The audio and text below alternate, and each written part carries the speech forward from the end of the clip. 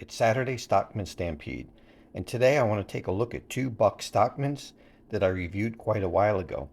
Now, when I originally reviewed them, at the end of the review I pointed out that I wasn't really all that happy with them. The fit and finish on them in some aspects is great, and in some aspects was really done poorly. But now as more time goes on and I get more traditional knives, I've had a lot more case knives since then. I've had a lot of Rough Riders, even including Rough Rider Reserves. I've had some higher end modern traditionals. My opinion of these has changed a little bit, and I've also done the work, at least on the larger of these two, to fix the problems that it had. Today I'm looking at them a lot more favorably than I did 6 months ago or so when I did the initial review on them. So let's take a look at these and let's take a look at what some of the original problems were. Let's take a look at the small one. Does have a nice clip point blade, although the blades on these smaller Stockmans to me are kind of tiny. They almost feel like if I sharpen them a couple times there's not going to be much left. Plus the small ones don't have much of a handle. I like a knife that's got a good handle to hold on to. But overall, first, this clip point blade was okay. One thing that kind of really gets me is this swedge that's on here. You can see that swedge. They only put it on one side. They didn't put it on the other side. They only put it on the show side that you can see. Where it's hidden by the other blades, they didn't bother with it. To me, that's really annoying. I don't like that. The thing should have been done symmetrical. Now let's take a look at the other blades. Now this knife did have a problem. Both of them had the same problem. The nail nick on the sheep's foot was covered up by the spade blade. So this one, I didn't file the kick down because I didn't want to set this thumb notch any lower in the handle. That's just about right where it is. So what I chose to do instead is grind off on the top. I only did a little bit. I never finished this knife. I mean, the grinds on the blades are also kind of wonky. So this one, like I said, I never finished. I was never really happy with the size of this knife. These are just too small for me, and I just didn't have the ambition to do any more with it. So, but I do need to go ahead and finish this one and finish tuning it up. Now, one thing that I will say about these, both of them, I mean, they're 3-spring knives, so each blade has its own space. Most of these Stockmans, the two smaller blades, share a space. Every single blade runs perfectly center.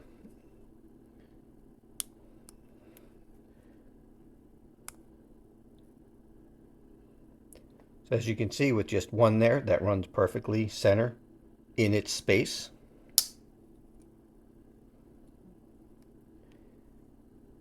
The clip point blade also runs perfectly center in its space.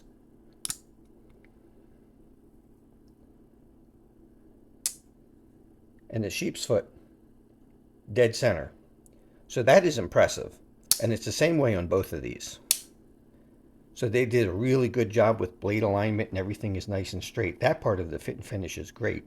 Now the springs are a little bit weak on these. That I will say, you do have to be a little bit careful. And when you're using these knives, take advantage of the kick. You have a kick here and you can hold the kick, which will prevent you from getting hurt. And even if you're holding the knife, that kick is going to hit your hand. So even though the springs are a little bit weak, be aware of it as you're using the knife. And it's not really that big of a deal.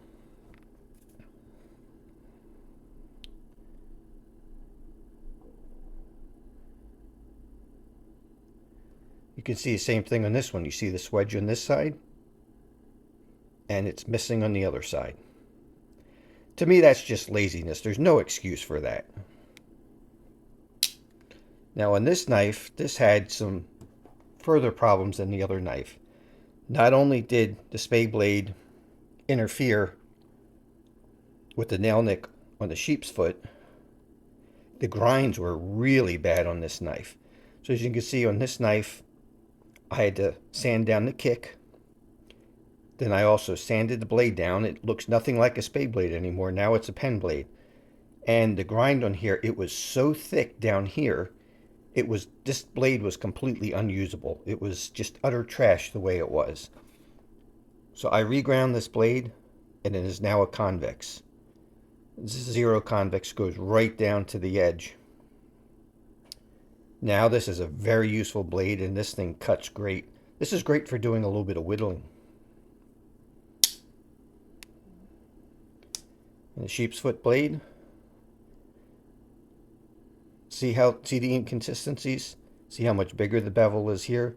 The grinds on these were so wacky. I mean, that's the best that I could get them to turn out. You know, the edges weren't even straight.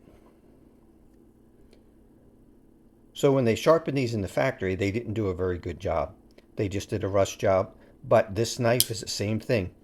Every single blade is perfectly straight within its space, which that alone is an impressive feat. Let me open up the two outside blades.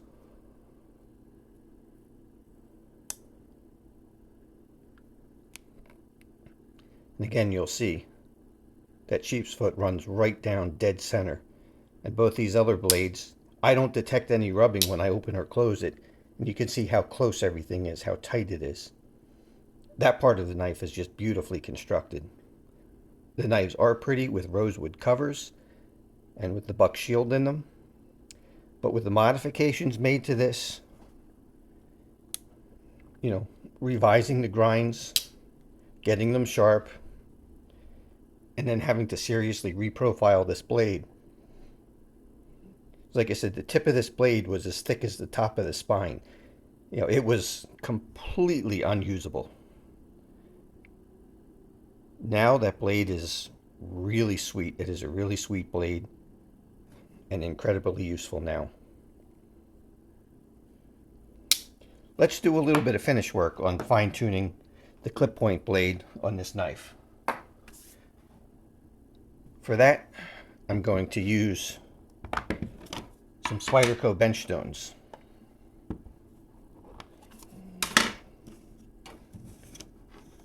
This is a medium grit and a fine grit. These are the same two grits that you would get if you bought a Spyderco sharp maker. These stones are 8 inches long and 2 inches wide. What I like about these is you can find the bevel and then just sharpen your knife. You're not locked into any predetermined angle like you are with a guided rod system.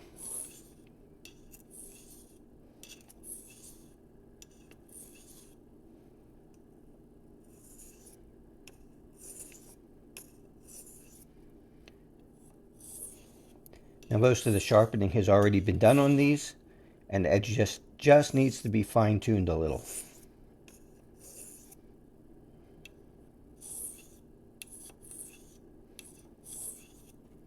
Let me see where we're at. Okay, I think we're ready to move on to the pine stone. Again, like I said, these are the same gray and white that you get with the Spyderco sharp maker.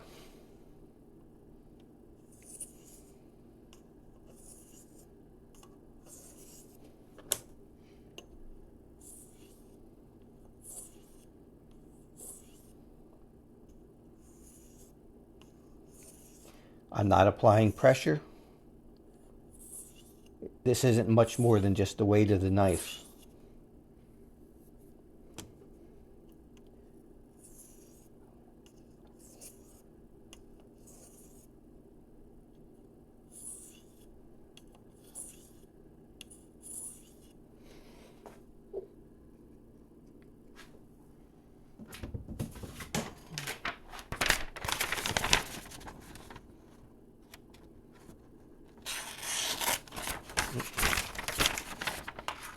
It's hard to do this on the camera. A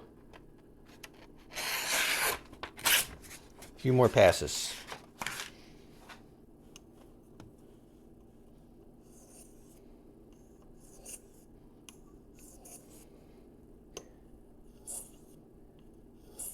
Before these, this came off of a 600 grit DMT diamond stone.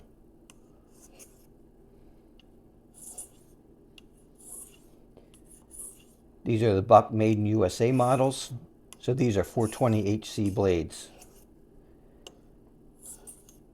They have Stockmans that look about the same. They're the same size, but they're made in China. The ones that are made in China, I believe, have 420J.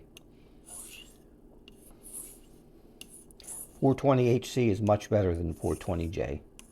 It's going to hold an edge a lot longer. Even though it's not a super steel, you know, it's not up there on edge retention like a lot of our modern steels. It's still, it takes a decent edge. It holds it for a reasonable amount of time. And it's not overly difficult to sharpen.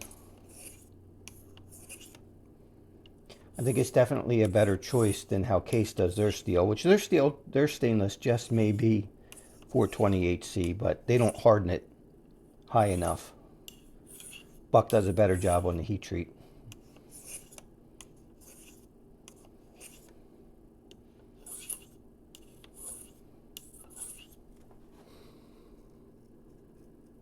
Okay, let's see where we're at now.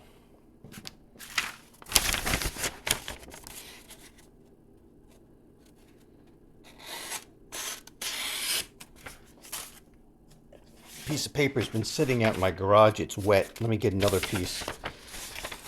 Let me try another piece. Okay. See, I can just grab this and I can just pull the paper. I'm not even slicing through on a knife like that. I'm just start it. I gotta watch I don't get caught in the sharpening choil, and just pull the paper, and that'll slice that nice and cleanly. That knife has a very nice working edge on it now. And that blade is ready to go. That's all I'm going to do to it. I'm not going to strop it or anything. I'm just going to keep it maintained on the ceramics. And you can get a really nice edge on this white ceramic. You can get a shaving sharp edge on that white ceramic.